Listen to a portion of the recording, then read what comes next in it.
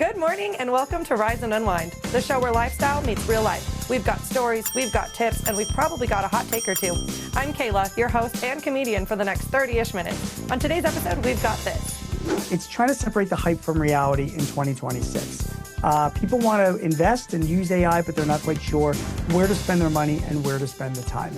At this time, I was in a relationship that did not honor me very well at all, as well as didn't honor my dad or my family. And so that really, really ate me up on the inside, which is what inspired If Daddy Says No. People who are in favor of banning books like to present it as though books written for high schoolers are being given to kindergartners, which is obviously not the case. Making sure that the collaboration with the private sector and how new innovation has evolved and made it possible for the first time ever be in the lunar South Pole. So that's a pioneer opportunity never. Now, if you're thinking I should probably know more about that, same, that's why we're here. All that and more on Rise and Unwind. Have you ever wondered what it really takes to send technology to the moon and then make it work once it's there? There's a new documentary called Drive Me to the Moon. It takes viewers behind the scenes of a groundbreaking lunar mission and the collaboration that made it possible. So joining us today is Fabiana Neves, Vice President of Castrol Americas, to talk about the film and why this moment matters for the future of space exploration. Welcome to the show, Fabiana. How are you? Thank you for having me. All good here today. Thank you. All right, for our viewers just hearing about it, what is Drive Me to the Moon and what story does the documentary tell? Drive Me to the Moon is a documentary where you will see everything behind the scenes on what it takes to be in the moon, from the concept to design, to collaboration, to bringing innovation, technology, and all steps towards making sure, hey, we are in the moon again. And the movie follows the Lunar Voyage 1 mission from early testing to touchdown on the moon. What do you think will surprise people most when they watch it? Well, the first one is making sure that the collaboration with the private sector and how new innovation has evolved and made it possible for the first time ever be in the lunar South Pole. So that's a pioneer opportunity never done before. And you can see firsthand, right, so on the documentary.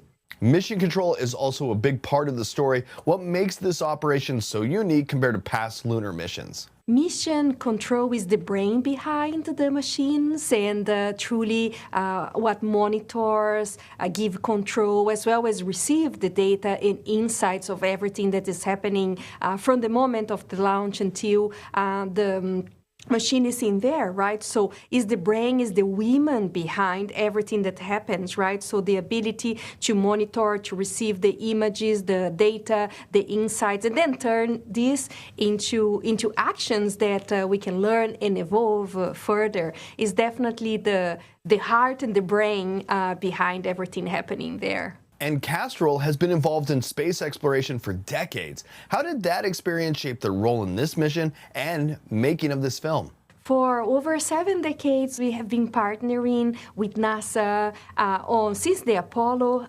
mission, worked with the Mars missions, with the rovers, the Opportunity, the Curiosity, the Perseverance rovers, and our technology have evolved and enabled these missions to be successful. Now partnering with Lunar Outpost and the private sector to making sure that we do evolve, that we bring the technology, and our lubricants enable those missions to be successful is critical, has been critical for Castrol. We are really, really proud of being partnering and working and evolving with the space industry.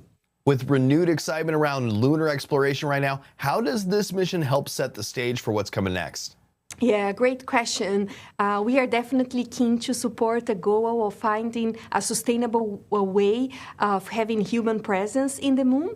This mission was a first step towards that goal, so we are keen to continue partnering and making sure that, hey, we can make this a reality and there is a sustainable way for having human presence in the moon. So where can our viewers go check out Drive Me to the Moon and maybe get more information? You can go to our website, castrol.com/drive me to the moon. And also you can find us on YouTube. Fabiana Neves, I want to thank you for joining me today. Thank you. There's something powerful about a song that feels real, like it was pulled straight out of someone's life. Country artist Harper Grace has a new single called If Daddy Says No, and it's all about that push and pull between following your heart and honoring where you came from. She's a Texas native with more than 17 million career streams and national TV appearances under her belt, and now she's stepping into country radio in a very big way. Harper Grace, welcome to the show, my friend. How are you? I'm so wonderful. How are you? Thanks for having me. We're doing good over here. We were listening, and that song just feels really personal. What was happening in your life when you wrote If Daddy Says No? Well, I'll tell you what, I was in a relationship that I thought I was so in love and I was ready to run away, get married, and do all the things. But thank the Lord, because my dad said no. So this is a very, very true, very personal story.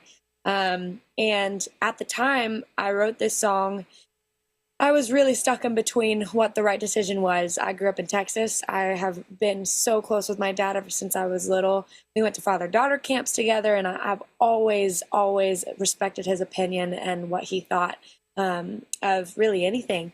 And at this time, I was in a relationship that did not honor me very well at all, as well as didn't honor my dad or my family. And so that really, really ate me up on the inside, which is what inspired If Daddy Says No.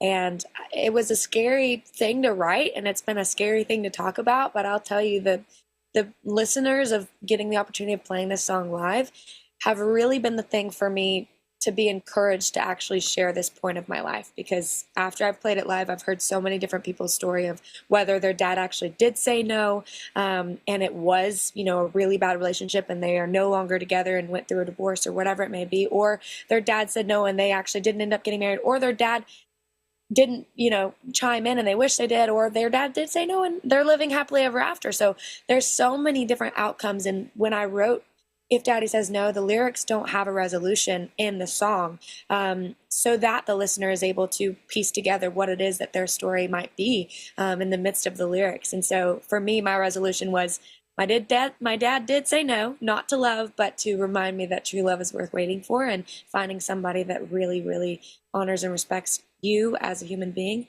as well as your family and what matters most to you is important. And you've already had some huge milestones, national TV performances, 17 million streams, even a Netflix sync. How does this single feel different as your first one going into country radio? Honestly, it feels like I ripped a piece out of my heart and put it on paper and then passed it out to a bunch of people. And I think that that's the beauty in it. I think that I always have fun writing music. I always enjoy telling, fun stories with Take It to the Grave, Getaway, that's in the Netflix movie. But this song was so personal and so vulnerable. And I just wanted that to set the tone for this year, especially coming out with new music towards the end of the year as well. This is kind of this waterfall trickling in on an album, hopefully soon, and the album would be called Dear Heart. So these are really pages just ripped out of my heart of areas of my life that people don't quite know about, that I'm ready to share because of having the opportunity of playing them live for a couple years now, and knowing that so many other people have also walked through these situations and these experiences in much different ways. But yeah, it does feel different because it feels vulnerable. All right, here's a question I like to ask artists and people that are creators. Who is an inspiration for you that is outside of the type of, that is not a musician or somebody like that, like a country singer, that is outside doing their own art? What is it? Who is some in another form of art is an inspiration to you that you use in your own world and building creativity? In another form of art, I think I spend a lot of time listening to music, so that is definitely something that in the most artistic thing has drawn me. But I do listen to a lot of podcasts and a lot of preachers. And I think that that's a whole nother art, is bringing scripture to life and talking about it. Jensen Franklin is someone that I really look up to. Jonathan Pokluda is someone that I look up to. Sadie Robertson. There's this wonderful podcast called Girls Gone Bible. I listen to that a lot. So I think maybe that's another piece of art in my personal opinion that I really draw a lot of inspiration from. And for people discovering you for the first time, how would you describe your sound, and what would you want them to feel when they actually hear this track? I would describe it, my sound in general would be a soulful country with a little bit of classic added to it. I would hope that when people hear If Daddy Says No, that they could do some, maybe some searching of what that personal piece is that is attached to that song, and know that there's ways to get it out and talk about it, and music is a wonderful way to piece personal bits of your own life, whether that's If Daddy Says No or your favorite artist. But yeah. Harper Grace, I want to thank you for hanging out with me today. You can check out Harper Grace's new single, If Daddy Says No, when it hits streaming platforms February 27th. And to learn more, you can follow her journey. Visit harpergracexo.com and find her on social media. Harper, thank you so much for being here. Thank you so much for having me. It was a wonderful time. Top tier, 10 out of 10. Well, thank you. Have you noticed how often books are suddenly just being pulled from school shelves? Sometimes quietly, sometimes overnight. And across the country, librarians are finding themselves on the front lines of a much bigger cultural fight. There's a new documentary, The Librarians, that takes a close look at what's driving these bans and the real people caught in the middle. So joining us today are Oscar-nominated director Kim Snyder and high school librarian Julie Miller, whose life changed after she questioned why dozens of books were being removed from her school. So welcome to the show, you two. How are you? Very well. Good. Thanks for having us. All right, Kim, when you started working on The Librarians, what surprised you most about how widespread and coordinated those book challenges have actually become? Well, it was shocking back in 21 when we started this journey to even learn that criminalization was on the table for librarians doing what they have been trained to do, which is to protect our First Amendment rights and to provide us with representation and thriving libraries. So many things shocked me. And it was quite a journey, but I think really discovering along the way how organized and what was really underneath this, which was really not about the books themselves, but a much more organized and insidious movement with political agendas that are quite extreme. And Julie, your story is incredibly personal. What's going on through your mind when you were first told these books had to just come off the shelves? At first, it kind of seemed like this is absurd, really, to be doing this sort of thing. We've been celebrating Banned Books Week, or commemorating, I should say, maybe Banned Books Week for since I was born, I think, in America, to highlight the importance of intellectual freedom, access to information, and to shine a light on censorship and the dangers of it, because censorship is deeply un-American. And so I think that when it first started, it just kind of seemed like, well, this is silly. This is not going to happen.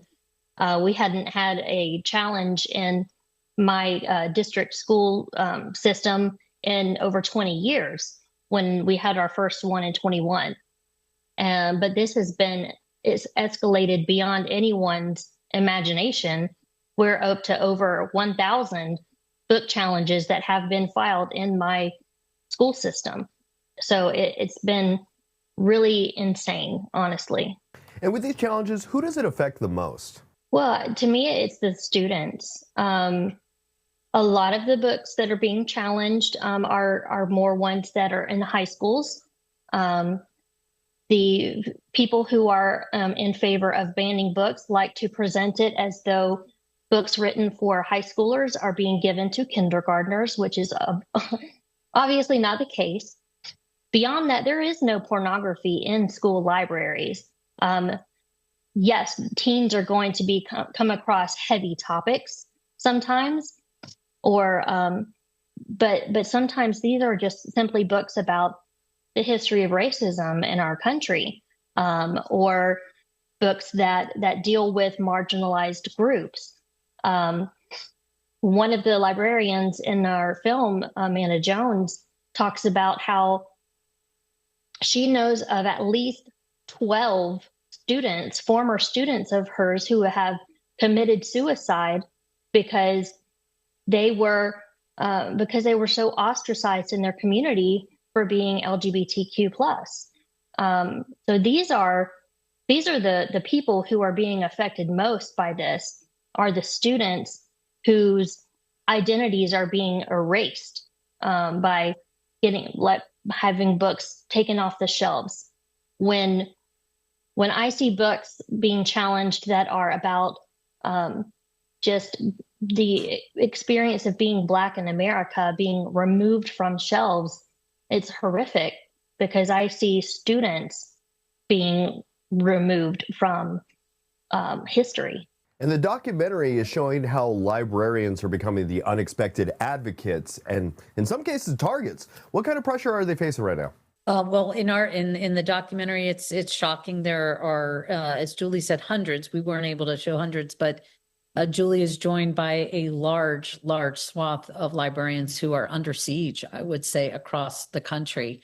And I would say that when you say who is affected, it's every single one of us whose rights are being threatened, because it has not ended in the school libraries. It's permeated the museums and the universities. So we are, as one anonymous librarian says at the end, this is now everyone's story. And do you have a quick tip for some of the viewers watching this and wondering what they could do? We're really definitely advocating. Oh, go ahead. I'm sorry. Just saying that getting involved locally is really important. That's where these things are happening. These are not federal decisions that are being made. A lot of times it is your local school board or even your local public library boards where the banning and censorship is happening. So get involved in your community. There are lots of grassroots organizations and parent groups that are speaking up against this. If you're not ready to run for school board, you can certainly, of course, vote. You can get informed. You can write letters to the editor. You can make phone calls. Anything that you can do, even reaching out to, if you're a parent, reaching out to your school, your children's school's librarian, if they have one, and just let them know that you're there for them, that if they're ever encountering issues with censorship, give them your name and number as someone they can reach out to, so that you can try to connect them with others in the community who will stand up with them. Julie, Kim, I want to thank you too for joining me today. The Librarians premieres Monday, February 9th on PBS's Independent Lens and will also be available to stream on the PBS app. It's a powerful, eye-opening watch and one that really gets you thinking about what's really at stake. I want to thank you too for joining me today. Thanks so much. Thank you. Do you ever wonder how much planning and pressure and storytelling goes into what happens inside a WW ring? Season 2 of WWE Unreal pulls back the curtains even more, taking fans behind the scenes on the road to SummerSlam. Joining us today is Lyra Valkyria, one of the superstars featured this season, giving fans a closer look at what it really takes to bring those moments alive. Welcome to the show, Lyra. How are you? Thank you. I'm good. How are you? I'm doing okay. Season 2, it's diving deeper into the writer's room and the build towards SummerSlam. When you watched it back, what surprised you most about seeing that process on screen? I can't watch it back because it was a very kind of hard moment for me that got captured on Unreal. So it's very strange that the whole world is seeing it, but this is what people want to see. So there you go. Oh, okay. Fans usually see the finished performance. What does WWE Unreal reveal about the preparation and collaboration that people may not realize happens before a match? I think it definitely reveals the pressure and the chaos that goes on behind the scenes, because it's live TV, so everything obviously looks great, and we just pop up and look our best on Raw and SmackDown. But I think it's showing a very kind of gritty, real side of the people on the show and what we go through every single week. So I guess that's really cool that people get to see that and just understand the chaos behind it all. And this season features so many big personalities and storylines. As a superstar, what's it like balancing your own journey while everything else around you is constantly evolving? Oh, it's like hard. That's one of the struggles, is like trying to keep your whole life together while performing at your best. So it's definitely hard, and I think Unreal really showcases that what it is we go through. So yeah, it can be tough, but it's also like the most rewarding thing in the world, and it's so addictive, and the adrenaline, like you can't even describe it. I don't know if any other job or like sport or anything, I don't know if anything is comparable to what we do. So it's cool that like people get to understand that a little bit more watching the show. And the show, it captures a lot of high pressure moments. How do you personally stay grounded when the stakes are that high pretty much week after week? I think as like my way of staying grounded is as long as I know that I'm putting the work in behind the scenes and I'm doing everything I possibly can. That's when I know, like, okay, I'm going to do my best here. And if I don't, then like what can I do? That's just where I'm at. Like I have to, if I'm doing the work behind the scenes, then I'm going to be proud of what I'm doing.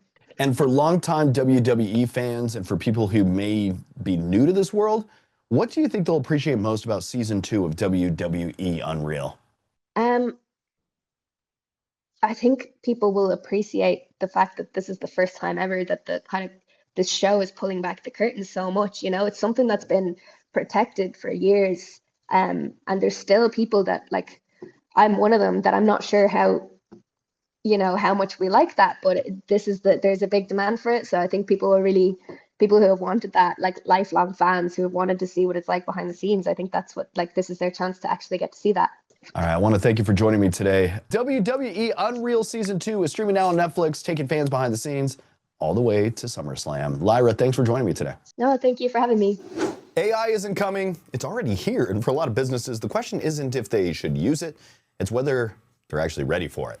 From small shops to major corporations, leaders are trying to figure out how to make AI work without wasting time or money. And Gene Marks is a Forbes technology columnist and the author of the AI Business Playbook.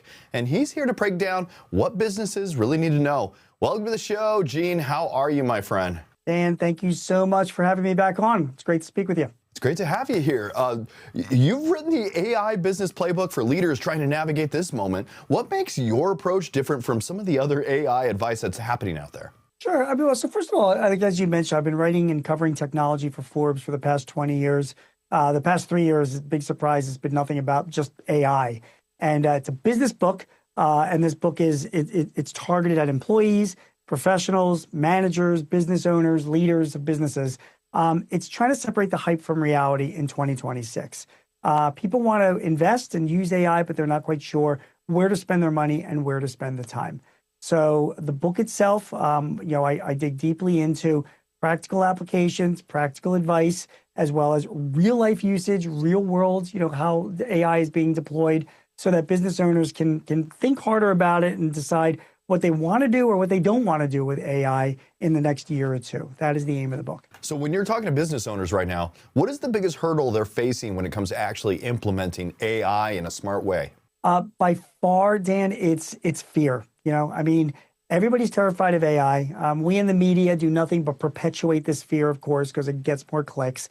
And it's just not right. I mean, AI is going to have an impact on some jobs, but I don't think it's going to have the same impact that a lot of people are scaring us about. More importantly is that generations are concerned. Cox Business, who partnered with me on this book, they did a workplace technology survey. They found that a third of Gen Z and millennials expressed concerns about AI, and half of Gen Zers, it's the youngest generation, Dan, they feared AI could just replace their jobs. And so we as employers and as managers need to work hard to get our employees over this fear, to let them understand how AI can help them in their jobs, help them with job security as well, and provide more opportunities for them. That is the biggest thing that needs to be addressed. And I give a lot of advice in the book about how smart people are doing that. And a lot of people focus on the tools themselves, but you talk about infrastructure and connectivity. Why are those pieces so critical before a company even starts? Yeah. And by the way, it's another reason why Cox Business wanted to partner with me, because, it is infrastructure is core to your business. Speed of processing has increased. The cost of storage for data has decreased significantly, but it ain't worth anything unless you can deliver data back and forth to the devices or that you're using that's deploying AI stuff. So I give some advice in this. I interviewed some executives from Cox Business about some advice they had about creating the right infrastructure for your business. you got to make sure if you're a business owner and you're going to be leaning into AI that you have talked to your infrastructure provider and make sure you're going to get the speed that you need. Otherwise, you could be wasting money on some of these investments. So what are businesses most likely to get it wrong with AI, and how can they avoid making an expensive mistake? So there's two quick areas, Dan, where businesses are getting it wrong with AI. All these companies have been saying, we need to deploy AI. What do we do? Where do we go? How do we do this? And yeah, I've been writing about this. And, I interview people about this. We're all sitting, most companies are using Microsoft Office or Google Workspace as our office applications. I mean, they're full of AI functionality. Microsoft has Copilot, Google has Gemini. The first thing we should be doing is leaning into them, getting training, working with those applications, teaching our employees how to use them. We're sitting on them and we're paying for them right now. Learning the AI functionality in just your office applications will take you far along the AI road. And I give examples of that in the book. Also, your accounting application, your HR platform, your customer relationship management application, your inventory management, all of these software providers are rolling out AI functionality. I interviewed them for this book. I cover some examples. We as employers and managers need to be talking to our software and our technology partners and understanding what they're rolling out and how we want to leverage it for our business. And when we leverage it, the second thing you have to be most concerned about is your data.